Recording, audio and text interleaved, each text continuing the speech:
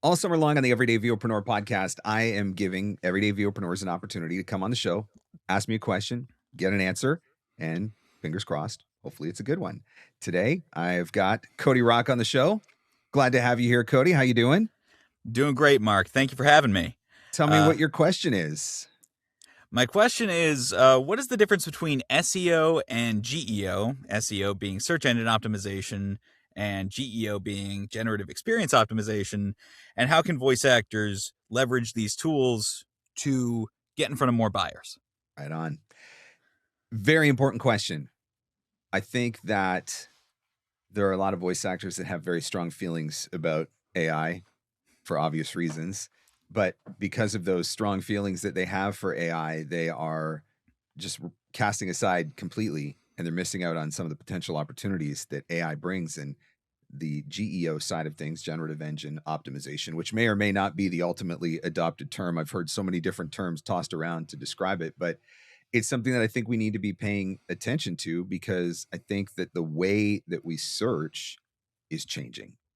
And so it's the difference between doing a search in Google and doing a search in an LLM. So case in point, I've got a barbecue that's 10 years old and it is on its last legs, but I'm not ready to fully replace the barbecue yet. So yesterday, I took a picture of the plate that's on the back of the barbecue that has, model number, make, all that sort of stuff, right? Right. Took a picture of that, put it into ChatGPT, said, here's my barbecue. I need to replace the grates. Find me some grates.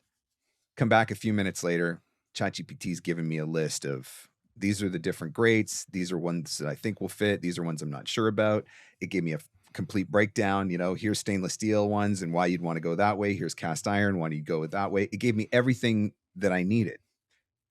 Now, I could have went into Google and I could have done a search for my model number of my barbecue, and I could have tried to come up with, all of the search results from Google and tried to ultimately find what I was looking for. And I could have spent an hour doing it, but instead I gave it to AI and AI did it in 20 seconds. And it found everything for me and led me straight to the point where the grates are on the barbecue. Actually, before we did this interview, before we recorded this interview, I was outside doing the first burn and the season on the new grates. So like 24 hours from AI find me barbecue grates to new grates are on the barbecue to my wife is going out to the butcher while we are recording so that I can put something on the barbecue tonight.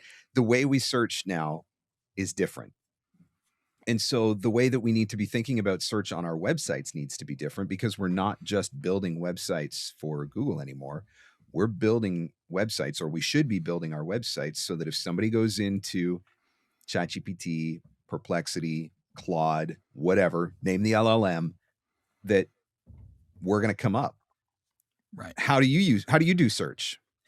I mean, I'm an old school with Google, but I've also been messing around with ChatGPT just to kind of see where I rank with it. Right. Yep. So I do think it is worth our time. And I agree with you. I think it's worth our time to figure out kind of how this technology works so that it can benefit us. One of the things that is in my mind is a way to sort of tailor the content on our websites, for example, to be easily summarized by these LLMs. Yes. And that really helps inform how we're going to show up in the LLMs, how we're going to show up in Google AI overview, right? It's going to be, that seems like the way things are going. Like, what are your thoughts on that? So with SEO, the strategy was to choose some keywords and try to build content on your page that optimized for those keywords. So if somebody goes into Google and types in whatever the keyword is that you've chosen to be optimized for, ideally you show up in page 1 and you're going to pull traffic to your website. The problem with that strategy now is, if you go into Google, and you've probably noticed this, right now the top third of the page is an AI summary. And then below the AI summary is a bunch of sponsored posts. And then below that, it starts getting into all of the results. And so it's becoming harder and harder and harder from an SEO standpoint to, get page 1 and get found. You said something that is so key, though. It's about the summaries, where SEO worked on keywords. GEO, we'll call it for now. Sure. That seems to be the term du jour, works on context.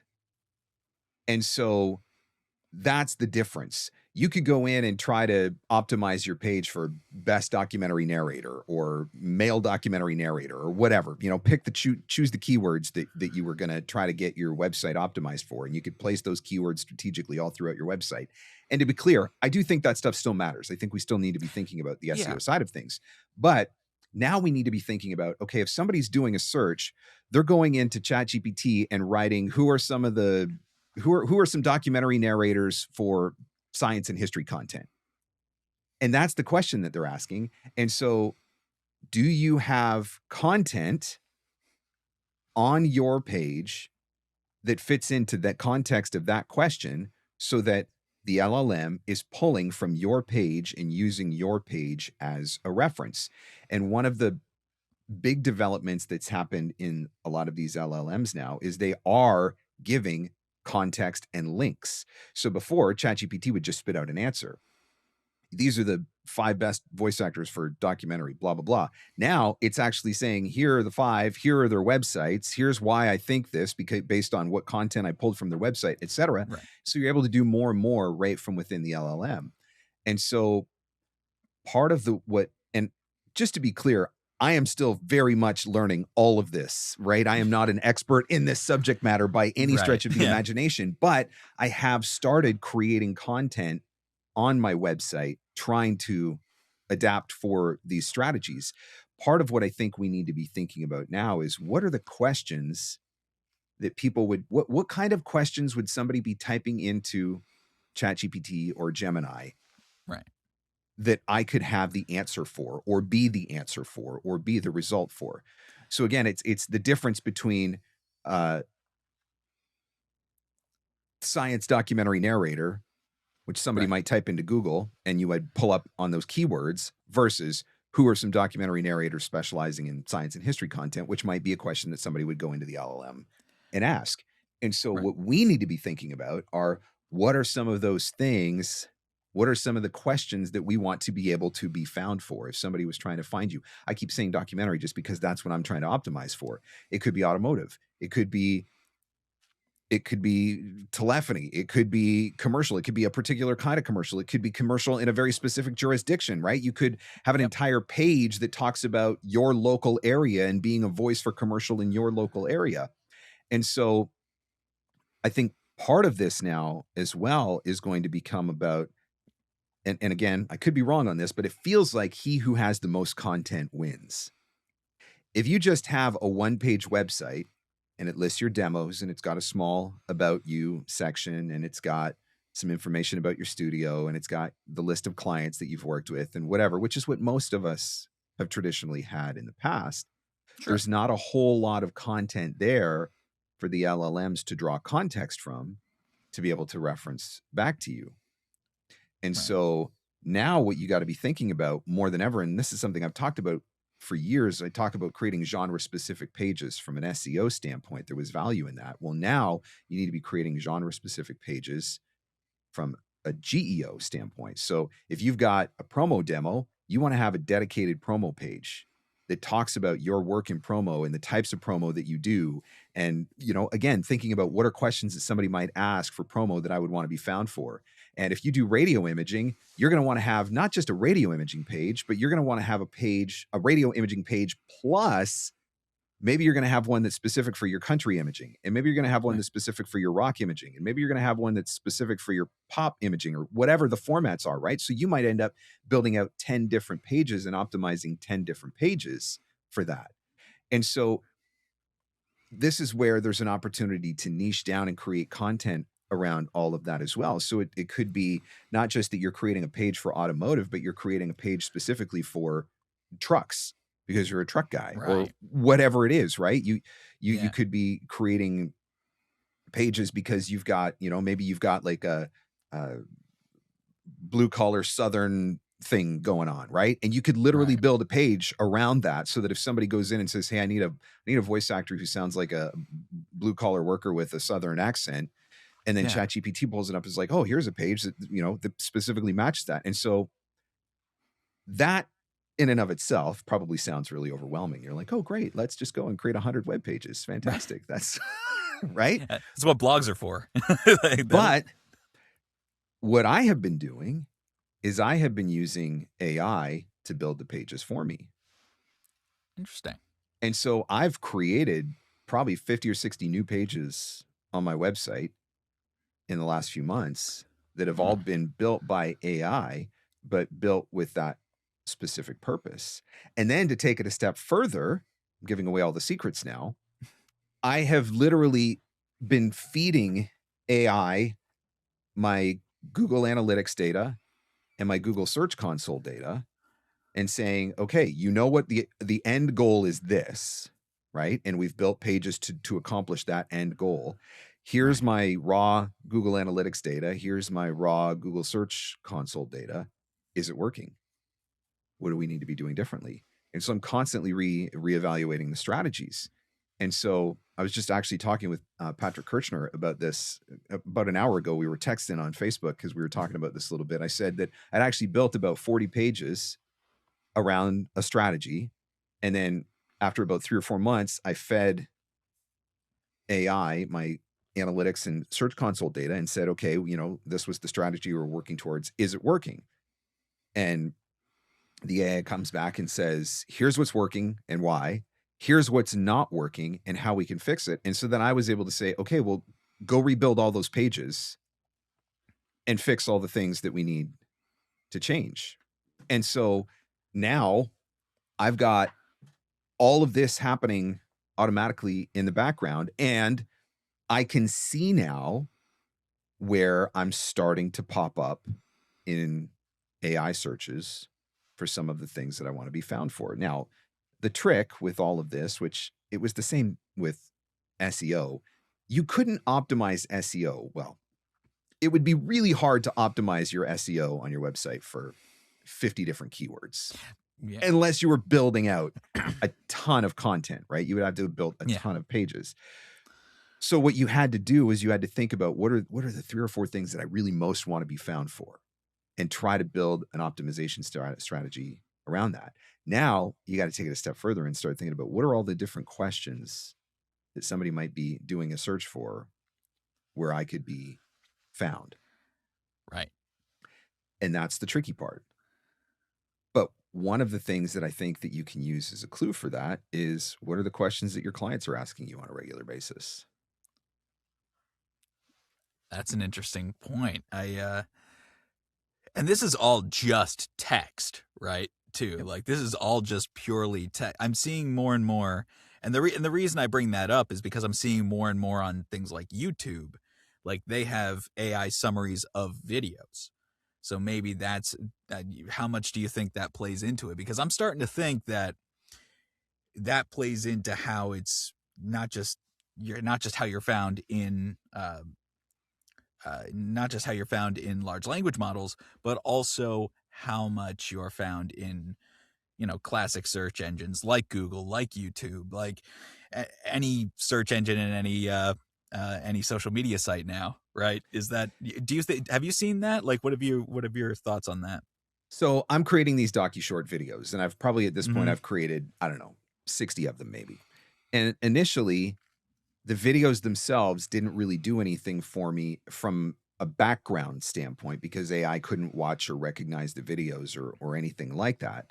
Right. So I was building pages with text that was part of the strategy to create the content that the AI could read. And then the video was embedded so that if a person found it, they could ultimately watch the video. Right. Now there are, and again, I'm not an expert on this, but there's what's called schema text that you can put in for your video. And it puts in, what's the video, who's the narrator of the video, what's the content or the concept of the video, et cetera, et cetera. And so even though AI can't watch and disseminate the actual video itself, it can recognize all of that schema text.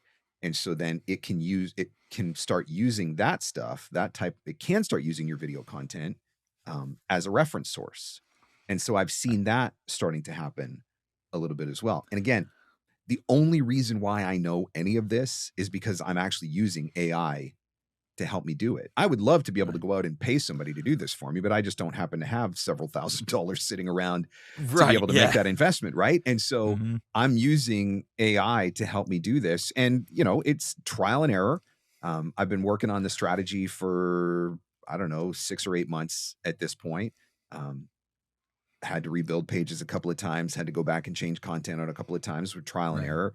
But when I was initially doing this, I had AI helping me to come up with the text and everything that I needed for the WordPress page, and then I would have to go in and build the WordPress page and do everything manually. Now, I've got Claude Cowork doing it all for me automatically. I don't even have to do anything anymore. I don't even have to go into WordPress. Like, it's literally building the pages and everything.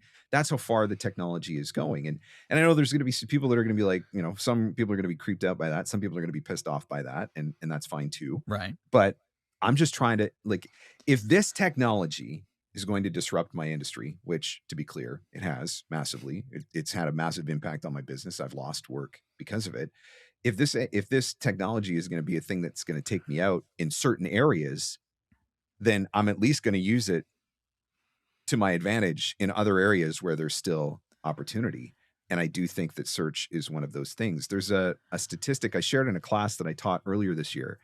And it said about 50% of consumers are now using AI-powered search, and 40 to 44% of those users prefer it over traditional search and traditional search insights, right? Mm-hmm. Google, blue links, clicking from one to the next, to the next, to the next to try to find the thing that you wanted versus getting everything summarized for you neatly and compactly in one quick little chat window. Like, this is where search is going. Right. Some of the best voiceover websites that are ranking from an SEO standpoint, most of those sites are sites that have been around for a really long time, that have a lot of content, Mm-hmm. and they've been able to build up domain authority over the years. Right. It's hard for somebody starting out to compete against somebody who's already been doing this thing for 20 years. You know, if you're going to start with an SEO strategy on Google, it's hard when you've got a brand new website. Not impossible. It's just hard. They got a head start, right? Yeah. This is a ground floor opportunity on the GEO, right? We're all starting at square one on GEO right now. Nobody really has a head start at this point because we're all trying to figure it out at the same time. And not even we're all, because there's a lot of people who won't, right? There's a lot of people who will not adopt it, who will not embrace it. And so I do think that for the voice actor who's willing to go down that road, I definitely think that there are going to be some opportunities there to get in early and get a head start. Okay. Well, I think that's you know, that's wise to at least look into it, because these are conversations that need to be had, right? 100%. I think it's there's some, the more and more I dig into it, the more nuance I'm seeing in it, right? Because it's not just about AI voices. It's not just about whatever else. It's not just about text to speech. However you feel about that is how you feel about that, and that's perfectly valid. Yep. I think I think the important distinction that you're making, and hopefully this conversation will yield, is how we are found and how we get in front of more people and what technology they are using so that we show up in their search. Yeah, that's what it is. If the stats say that 50% of people are using AI search now, like, how can you not embrace that thing? Right. Yeah. Are you willing to sacrifice potentially 50% of your audience, right? And that potential audience. Yeah. And that stat is not going to probably get any smaller. Like, I don't think a year from now we're going to be like, oh, only 20% of people are using AI search now. No, I think a year from now it's going to be 70% of people are using AI search. And so if you're not optimized and ready for that, I just think that you're probably going to miss out on some opportunities. And I think the AI tools give us the ability to help make some of this happen where it may not have been possible. Not everybody's got the ability to sit down and build 3 or 4 new web pages every single week and write all the content and put it all into proper context and whatever, right? I'm able to then go into an LLM and say, okay, this is this is what I want to be found for. This is the, the context of what I'm trying to be found for. Can we build a page around that and adjust it accordingly? And then, as I mentioned earlier, every once in a while, maybe every month, feeding it my analytics data, I can assess and say, is it working or isn't it working? Because I don't know anything about Google Analytics. I Right. mean, I look at that and it tells me, like, I can't interpret that in any way. I don't know anything about it, but AI can. And it can say, well, here's the story that's being told. Okay, great. I want to tell the story this way. Okay, here's what we need to tweak in order to tell the story that way. Sure. No, and that's the another important distinction is being able to tell that story, is being able to uh, not only tell that story, but make sure that story is, like you said earlier, summarizable, and for lack of a better phrase, and it's not the only thing AI is going to do, right? It's not. It's going to be there. There are things that I do think that it could be used for that can not just in the LLM search side of AI, but because there are several kinds of things that are marketed as AI that maybe some people would be less hesitant to and less afraid of if it was explained, Yep. XYZ way, right? But that's a whole other thing. Yep. One thing that I do want to kind of nail down, if I can, if it's at all possible, right, is something like domain authority, right? Because that is a real all-encompassing number that you can use in SEO to kind of measure your impact online, right? Yep. Is there because I don't know much about this, is there like a number or a metric that you can use to measure your GEO footprint? Like, do you know of anything like that? I don't know that there's anything specifically yet, but what I can tell you is when I was asking 6 months ago, when I was asking ChatGPT, am I being found? ChatGPT couldn't expressly say, yes, you are, or no, you aren't. There wasn't really a metric for that. And there wasn't really anything in Google that specifically stated that as far as from a search analytics standpoint. Right. But today, when I'm asking Claude is actually giving me complete summaries of here's what I know about you based on I've searched my own system. Right. And here's what I've found, and here's what's working, and here's what's not working. And there is a metric in Google Analytics, and I can't remember what it is specifically. There's a metric in Google Analytics now that, according to Claude and ChatGPT, there's not a direct correlation that this is how many people found you via LLM search, but Right.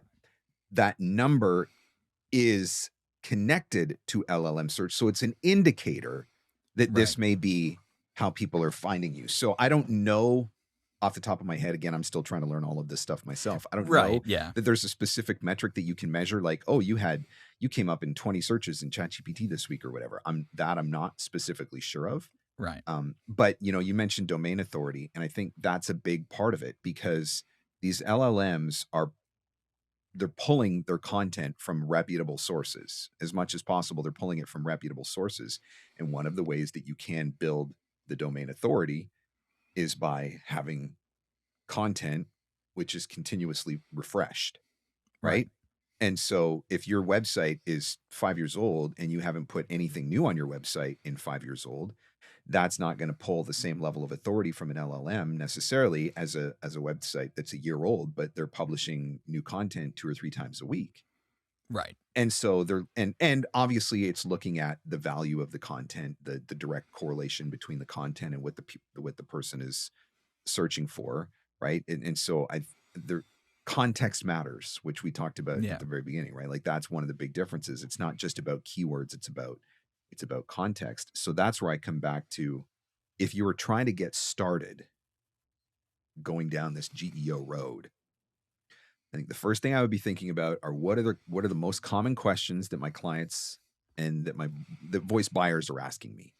And I think any voice actor could sit down and probably come up with 10 or 15 questions pretty quick that these ones consistently come up when somebody's sending me an email or when somebody's, asking for a quote or asking for an audition or whatever. So Right. those are questions that you could start and build pages or build content around, because that's also probably the kind of question that somebody's going into ChatGPT and asking ChatGPT. And so if they go in ChatGPT and ask that question, or they go into Perplexity and ask that question, and you have a page on your website that answers that question specifically, you become a reference point in that answer that the LLM is feeding back. So I think that's where you start. And then I think the next place that you look at is, what are the things that you want to be found and known for? Right. So the genres, the niches, whatever. I'm building this massive strategy right now around documentary and docuseries, because that's what I want to be. That's where I want to go. That's the genre that I really want to go into. And so I'm going full bore into that. Video content creation, text content creation. Like, I'm doing all of those things to try to create authority around that genre, so that if anybody goes into an LLM and starts asking questions about that, hopefully I'm going to get to a point where I'm going to be the reference that comes up, right? Yeah. Mark Scott will come up when you see documentary and docuseries, and that's I think that's a great. I think that's a great thing. I actually, it's funny you mentioned that. I just, brief sidebar. I just built out my TV narration page on my website. Shout out to Tom Pinto, excellent. He's the man. I love Tom. He's the man. He's great. I love Tom. Amazing. But yeah, and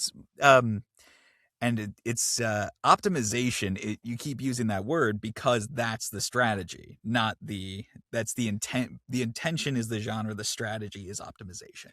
Yeah, for the strategies. To be clear, I don't think that this is like the end of SEO. I think they're all. I think the SEO and GEO, the two things just go hand in hand. I think they just needed to come up with a way to describe, because it's almost like a branding thing, really, right? Like, if I say SEO, you instinctively think Google search. Right. Yeah. Like, we instantly associate SEO with Google. Now, it affects every other search engine, but name me 5 other search engines, right? Nobody knows, because it's just Google, right? Google is search and SEO is Google. I don't remember the last time I binged something. Yeah, exactly. Exactly. And so now that we're talking about a new form of search, it's like they needed to come up with a new term to describe it. And so that's where, we've heard AI SEO, and then GEO, generative engine optimization, is kind of what, so I think it's a branding thing more than anything, but I still think those two, SEO, GEO, go together. But it's really just about putting yourself, I think to a degree, it's about putting yourself in the mind of the buyer, figuring out what are the questions that they're going to be asking. How can you have content on your website that gives you credibility and authority to answer those questions and become a reference when the LLM is spitting out the answer. And what can help is feeding that LLM the content, the text, the video, what have you. Yep. Right. Yep. So in that regard, that's a very smart way to do that. And I can see why that would be intimidating, right? Because that's just a lot of butt in the seat time, just like click-clacking away doing your thing, right? And honestly, it's not even that much now, because AI can do so much of it for you. So that's fair. Really what you have to do is just ask the AI the right questions and get it the right answers, prompt it in the right way, and then it can do a lot of this for you. And so really it's just a matter of the commitment to do the thing, right? Right. You've been saying it for a long time. I've been That's a viewer of yours for a while. So yeah, I've heard do the thing a lot on this show. Well, there you go. So now you know what you got to do. You got to go do the thing. We got to go do the thing. Start there. Start with, what are the questions that people are asking that you can answer because you're being asked, and then what are the things that I would like to be found for if somebody was doing a query in an LLM? What are some of those niches or specific things? And start building out some pages just around that stuff.